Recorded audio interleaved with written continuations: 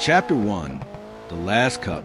The cafe on 12th Street had a way of holding silence like it was sacred. Mornings were slow, the kind that made you believe time could stretch if you wanted it to. Daniel sat in his usual corner, the one with the chipped table leg and the view of the elm tree outside. He liked the imperfection. It reminded him of her. Clara. She came every Thursday. Always alone. Always with a book she never seemed to read. Daniel had watched her for months, not in the way that made him feel ashamed, but in the way that made him feel alive. She had a habit of stirring her coffee 3 times before sipping. He'd counted. He'd memorized. He never spoke to her. Not once. It wasn't fear. It was reverence. Like speaking would break whatever fragile thread connected them across the room. She never looked at him, but he imagined she knew that she felt it too. That quiet ache. Today, she didn't come. Chapter 2. The letter. Daniel found the envelope tucked beneath his usual chair. No name, just his initials in delicate cursive. Inside, a single sheet of paper. I see you. I always have. But some silences are safer than the truths they hide. He read it 3 times before folding it back into the envelope. His heart didn't race. It sank because he knew what it meant. She was leaving. Chapter 3. The echo. Weeks passed. The cafe felt colder. The elm tree lost its leaves. Daniel stopped ordering coffee. He just sat, waiting for a ghost. He tried to write her a letter, then another. None felt right.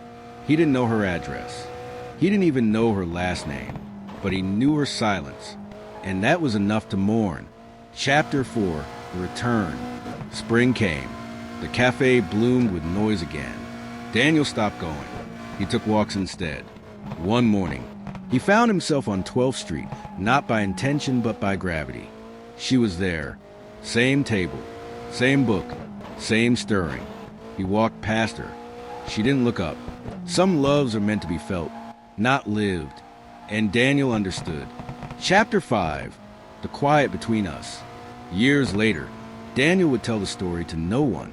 He'd keep it folded in the envelope, tucked inside a drawer he never opened, not because it hurt, but because it was beautiful.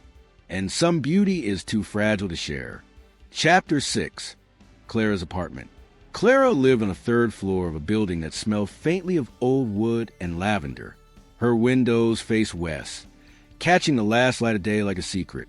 She liked the quiet between 6 and 7 p.m., when the city softened and the world felt less demanding. She had noticed Daniel long before she left the note. He was always there, always still. There was something about his stillness that made her feel seen, even when he didn't speak.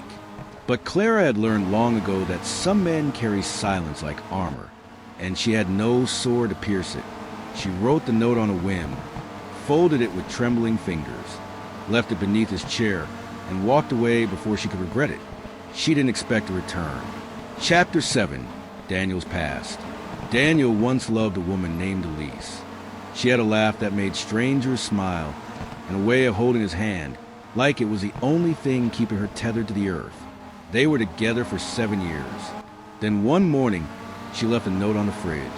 I need to find a part of me I lost in loving you. He never saw her again. Since then, Daniel had learned to live in the margins. He taught literature at the university, drank his coffee black, and never let anyone close enough to leave a note.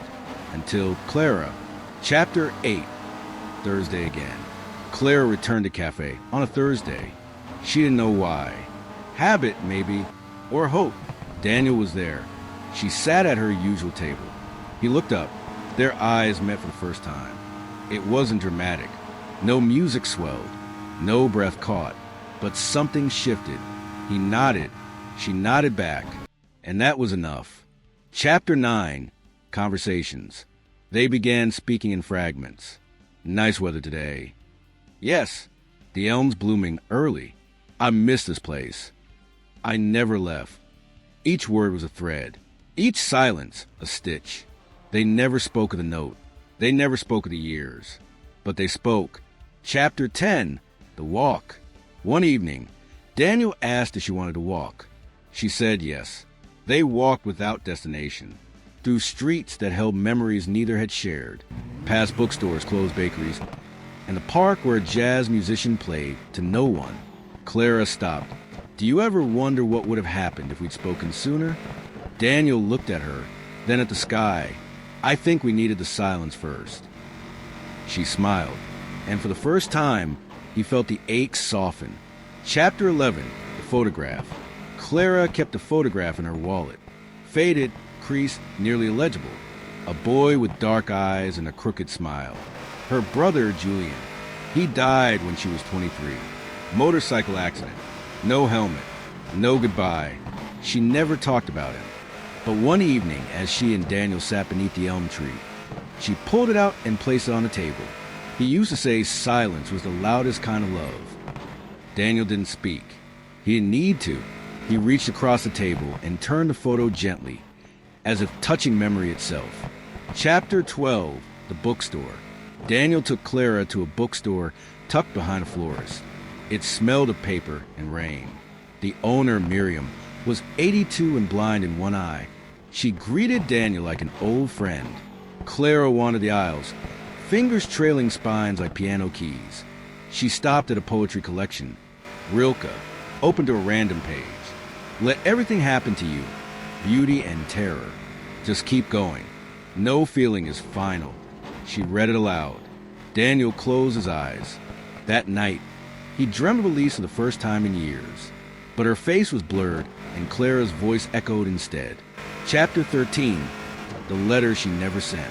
Clara once wrote a letter to Julian after his death. She never mailed it. She kept it folded inside a copy of Underscore, The Little Prince Underscore. One rainy afternoon, she read it to Daniel. I hated you for leaving. I hated the wind, the road, the sky. I hated how you made me love you so much that your absence became a second skin. Daniel listened. When she finished, she said, I think grief is just love that's lost its home. She cried, quietly, and he didn't look away. Chapter 14, the elm tree. The elm tree outside the café had grown crooked over the years. A storm had split one of its limbs, but it kept blooming. Daniel stared at it one morning and thought, Underscore, we're all a little broken, but we still bloom. Underscore. He wrote it down on a napkin and left it on Clara's table. She found it, folded it, kept it. Chapter 15, the almost. One night, Clara leaned in. Her hand brushed Daniel's. Their eyes met. The air between them thickened, but he pulled back. I'm afraid, he said. She nodded. Me too. They didn't kiss. They didn't speak of it again. But something had changed. Not broken. Bent. Chapter 16. The visit. Daniel hadn't seen his mother in 3 years. She lived in a small town by the coast, where the sea whispered to the windows and the wind carried old regrets. Clara offered to drive him. The road was long and winding. They spoke little, but the silence felt companionable, like a shared blanket. His mother, Ruth, was frail but sharp. She looked at Clara with eyes that had seen too much. She's good for you, Ruth said that night, as Daniel tucked her in. She's not mine, he replied. Ruth smiled. Sometimes love isn't possession, it's presence. Chapter 17, the photograph. Again, Clara found Daniel staring at Julian's photo one morning. He'd taken it from her wallet while she was in the restroom. He was tracing the edges with his thumb. I envy him, Daniel said. Why? He got beloved by you without fear. Clara didn't respond. She sat beside him and placed her hand over his. It was the closest they'd ever been. Chapter 18, the letter he wrote. Daniel wrote Clara a letter, not to give her, just to write. I think I've loved you since the first time you stirred your coffee 3 times. I think I've been waiting for you to look at me so I could believe I exist. But I'm afraid of what comes after the looking. I'm afraid of being known. He folded it, placed it in his desk drawer. He never gave it to her. Chapter 19, the illness. Clara fell ill in late October. Nothing dramatic, just a persistent fatigue, a cough that lingered. She stopped coming to the cafe. Daniel waited. After 2 weeks, he walked to her apartment. She opened the door in a robe, pale and smiling. I was wondering when you'd come. He stayed, made tea, read to her from Rilke. She slept with her head on his shoulder. He didn't move for hours. Chapter 20. The Choice. Clara recovered slowly.